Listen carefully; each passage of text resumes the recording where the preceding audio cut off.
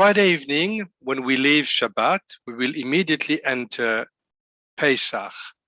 Pesach this year starts on Saturday evening, and the first night will be celebrated on Saturday evening and the second night on Sunday evening. And of course, you are all invited to our various sedarim and activities around Pesach. And I will urge you to read carefully the newsletter to see what's happening at KLS for Pesach. I wanted to share with you as a kind of message for Pesach, an article that I've written for the Jewish Chronicle and its Passover supplement. And I've entitled this article, Freedom in Lockdown, and I've asked the question, how does freedom look like in lockdown?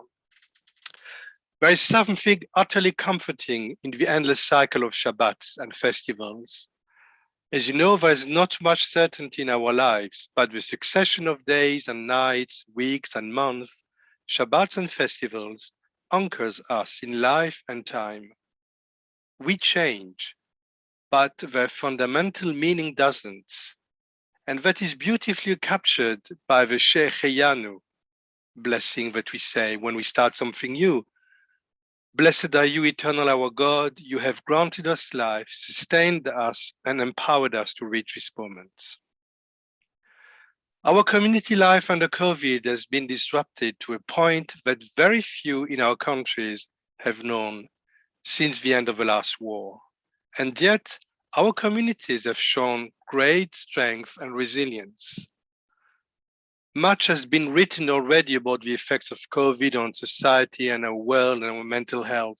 I'm not going to add anything to that. But COVID has also taught us some invaluable lessons. We cannot continue with a previous way of life, pursuing wealth at all costs, with no consideration for the environment and the well-being of our fellow humans. We have rediscovered the power of togetherness, the power of community, the interconnectedness of all parts of our society, and professions that were taken for granted and even sometimes looked upon. Carers, bin collectors, delivery people, supermarket workers have proven to be essential for the upkeep of our collective life.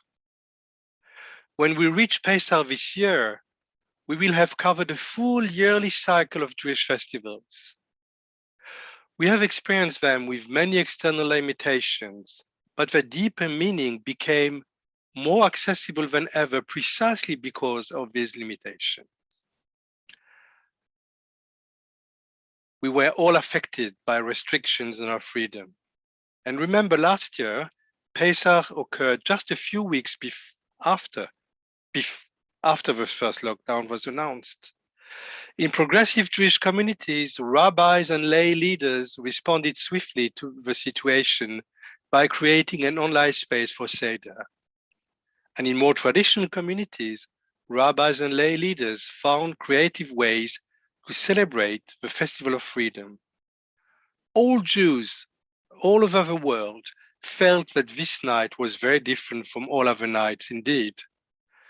It was a night pregnant with new beginnings.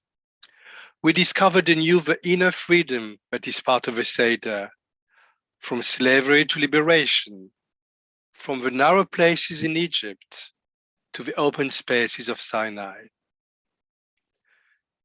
Leaving Egypt, jumping into the unknown must have been very scary for ancestors. It was a leap of faith.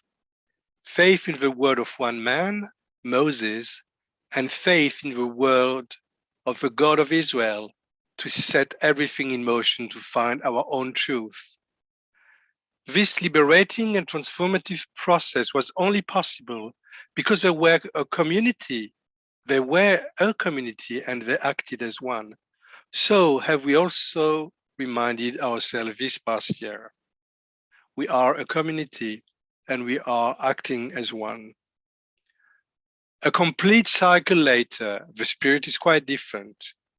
We are somehow despondent. We had enough of these limitations. Sadly, many people died since last Pesach, and altogether we have suffered many losses. Our patience has been tested, but our resilience has proved to be stronger than we thought. We know now that there is a light at the end of the tunnel, but nobody dares forecasting when this plight will be over. I would like to suggest a different focus for our 2021 Pesach celebrations. The highest point is usually the first day, or more precisely the first night, when we mark the beginning of a liberation process.